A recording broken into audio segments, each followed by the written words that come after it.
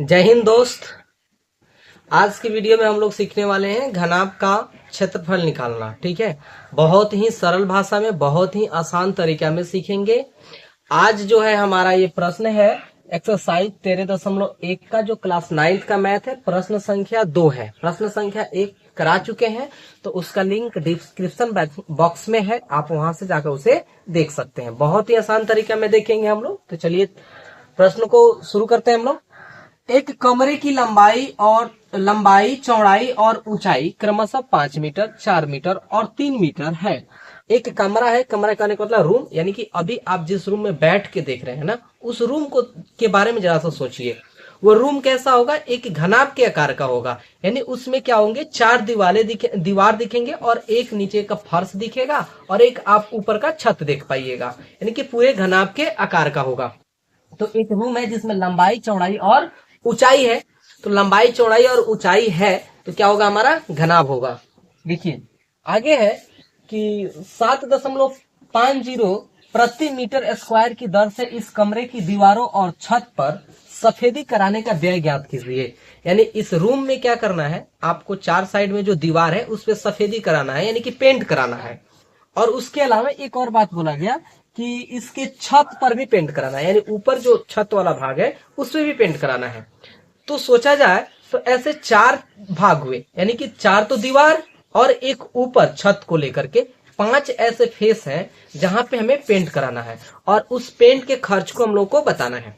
तो जब हम लोग क्षेत्रफल निकाल लेंगे, तो क्षेत्रफल जब निकल जाएगा तो उसमें हम लोग क्या करेंगे, 7.50 से गुना कर देंगे, तो हमारा क्या व्यय आ जाएगा, यानी कि खर्चा आ जाएगा।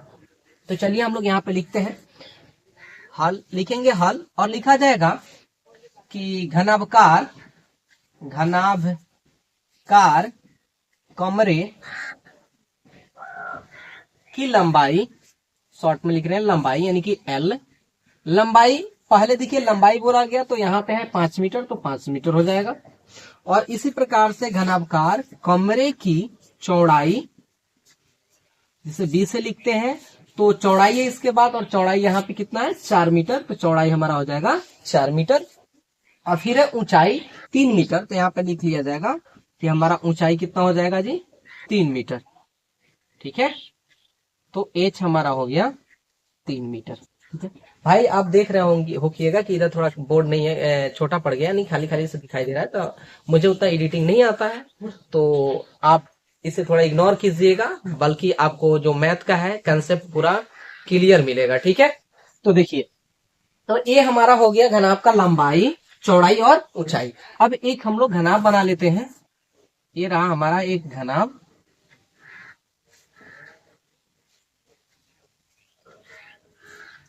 आप लोग भी इस तरह से बना लीजिए।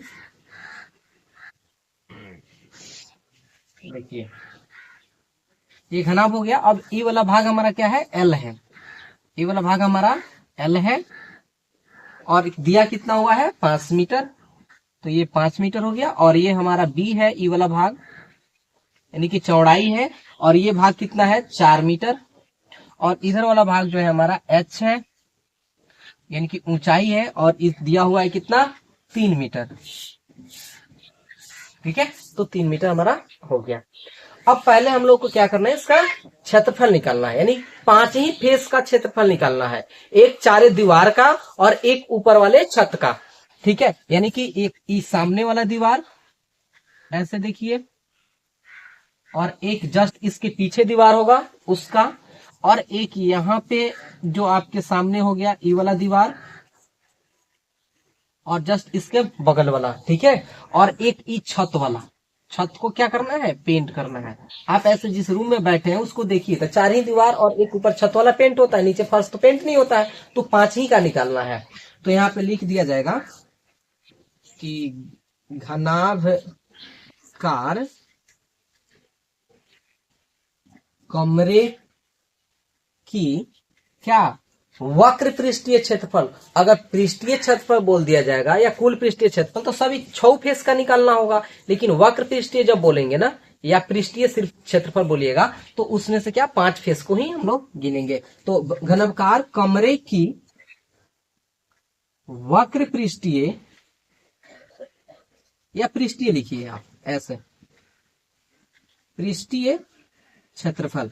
ठीक है, अब देखिए इसमें क्या एक लंबाई दिख रहा है, एक चौड़ाई दिख रहा है और एक ऊंचाई, यानी कि L into B into H. Formula आप याद कैसे रखिएगा, इसे ध्यान में रखें। एक बार L और B से गुना कर देंगे तो बोलेंगे LB, L into B, plus एक बार B और H से गुना करेंगे तो बोलेंगे BH, और प्लस एक बार L और H के साथ में तो LH, और इसे कोष्ठ बन करके 2 से गुणा कर देंगे।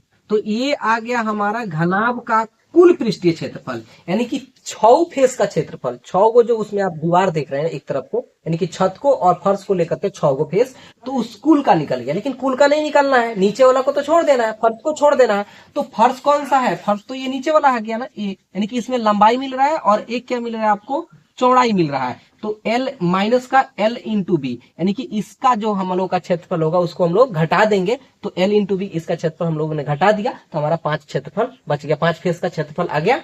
अब यहां से इसका वैल्यू हम लोग इसमें रख देंगे, 2 का 2, कोष्ठ में क्या है L इंटू बी, तो यहाँ पे L है और ये B है, दोनों को गुना कर लीजिए। L इंटू बी यानी कि 5 गुणे 4 प्लस B इंटू एच, तो B और H यानी कि 4 into 3 plus L into H, तो L कितना है हमारा 5 है और H कितना है 3 है, कोष्ठ बंद, माइनस फिर है क्या L इंटू बी, L कितना है 5 है इंटू बी, बी कितना है हमारा 4 है, हो गया।